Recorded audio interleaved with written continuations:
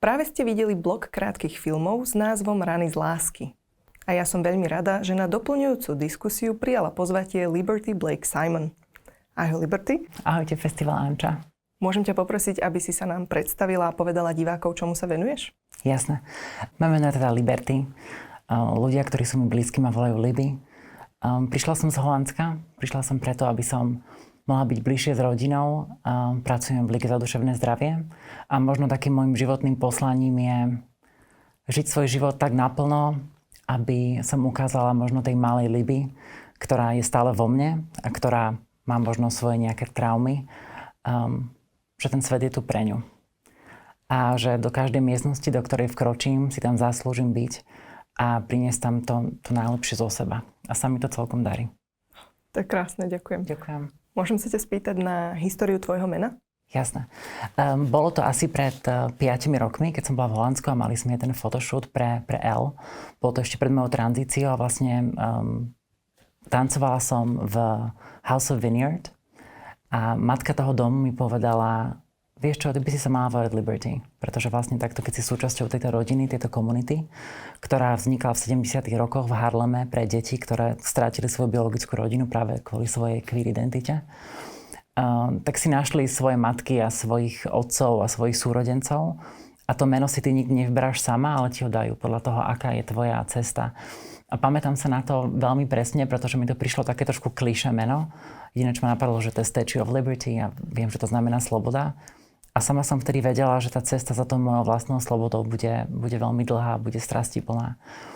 Ale tak som si nejak to meno udržala a som rada, že ho mám. To stredné meno je Blake, čo znamená v starej angličtine čierny, pretože vlastne prví ľudia, ktorí sa zaslúžili o queer práva, boli práve černošky, transrodové ženy, ako Marsha P. Johnson.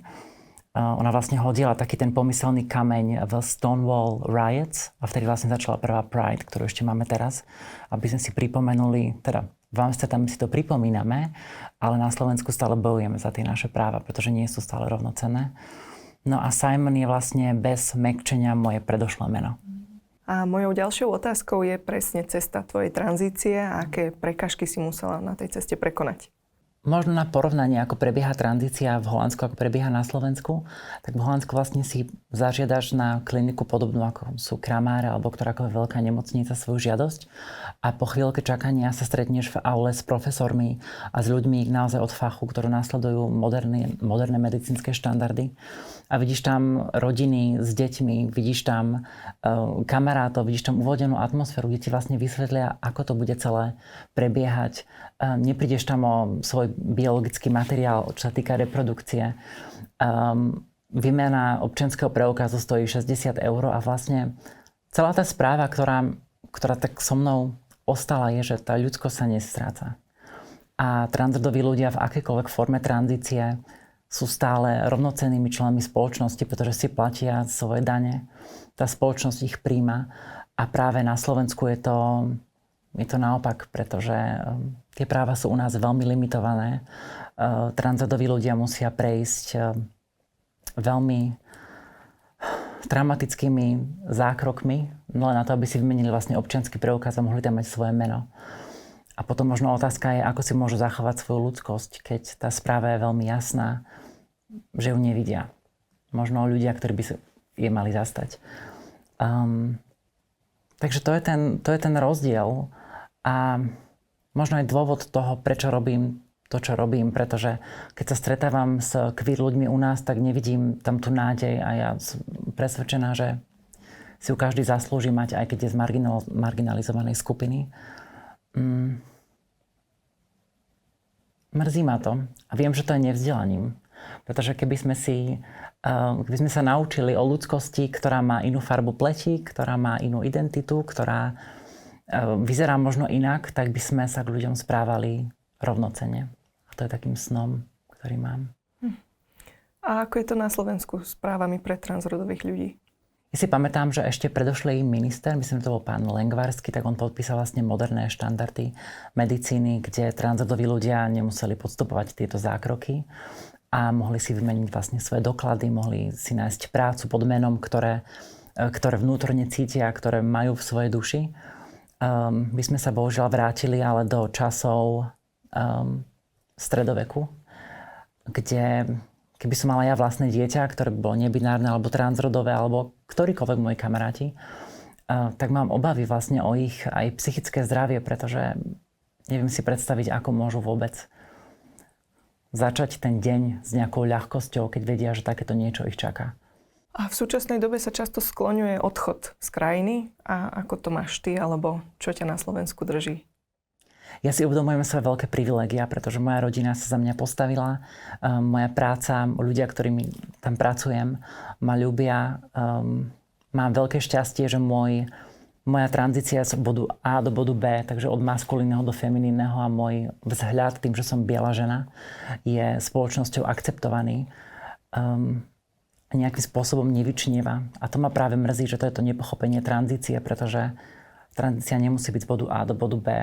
Ľudskosť nemusí vyzerať nejakým spôsobom. Ja sa stretávam so cisrodovými ženami, ktoré trpia tým, že sa pozerali na magazíny, kde sú ženy, ktoré možno vyzerajú ako ja teraz.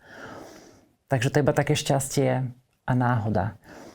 A by som sa vrátila naspäť k tomu privilégiu, tak chcem vytvoriť to prostredie pre transrodových ľudí, ktoré by odzrkadľovalo to moje vlastné, na ktoré som mala šťastie.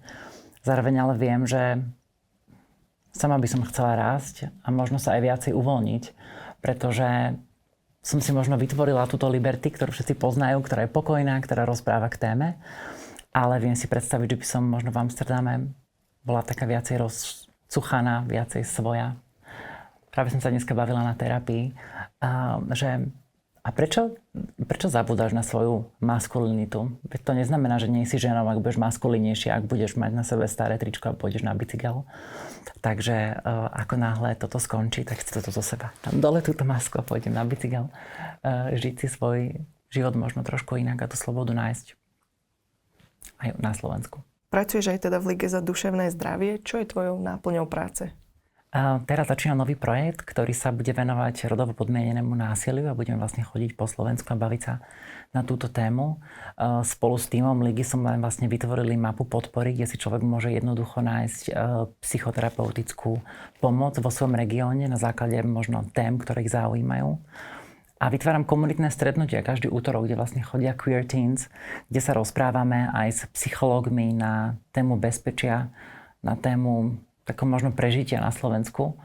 A tento útorok sme sa práve bavili na tému queer joy a vlastne všetci sme sa rozprávali o tom, že aké sú naše najkrajšie spomienky, naše zamilovania, naše také momenty slobody a bolo krásne byť medzi nimi, lebo častokrát sa cítim trošku taká vytrhnutá v tom heteronormatívnom svete a chýba mi takéto moje queer stretnutie, takže aj v Lige takéto niečo vytváram a je to veľmi liečivé. To je skvelé.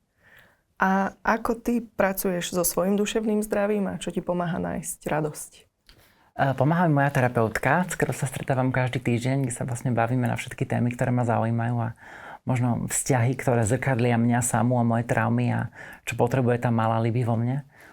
A je to každodenný šport, je to sauna, meditácia 2-krát do dňa, je to nepitie alkoholu a nefajčenie už 5 rokov, vlastne odkedy som začala s tranzíciou. Takže je to možno taký výber toho, čo viem, že je pre mňa dobré, aj keď si to vyžaduje nejakú prácu. Wow. Ďakujeme. Môžeme si určite z tohto vziať aj odporúčania. A niekedy jem čipsy. A podľa teba dokážeme ako súčasná spoločnosť preklenúť tieto rozdiely, ktoré nás oddeľujú a myslíš si, že je radosť odpoveďou na nočnú moru alebo láska odpoveďou na nočnú moru? Pre mňa v mojom osobnom živote je láska odpoveďou na všetko, pretože vždy si môžeme vybrať, či budeme nasledovať strach a vlastne ten gremlin našej vnútornej hanby bude v nás rásť alebo čohokoľvek, čo prežívame.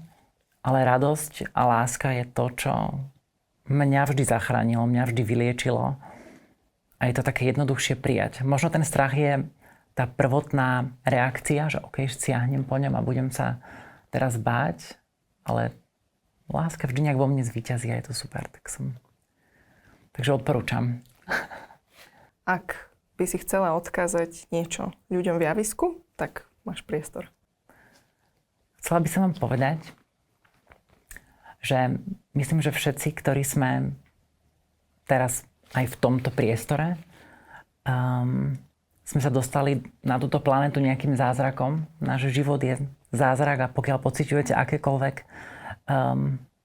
potiaže alebo akúkoľvek bolesť, tak vydržte možno ešte jeden deň, pretože ja si pamätám momenty, keď som sama nechcela už ten ďalší deň vidieť, ale vydržala som a našla som toľko lásky na Slovensku, toľko dobra, toľko nádeje a toľko krásy, že môžem z môjho osobného presvedčenia povedať, že tu je. Takže radosť a láska vždy zvíťazí nad možno všetkým týmto, čo sa teraz u nás deje. Ďakujem ti veľmi pekne, Liberty, že si prijala pozvanie. Ďakujem ti za tvoj čas a krásne odpovede. Ďakujem, Veronika. A ďakujeme divákom za vašu pozornosť. Prajeme vám ešte pekný zvyšok dňa či večera.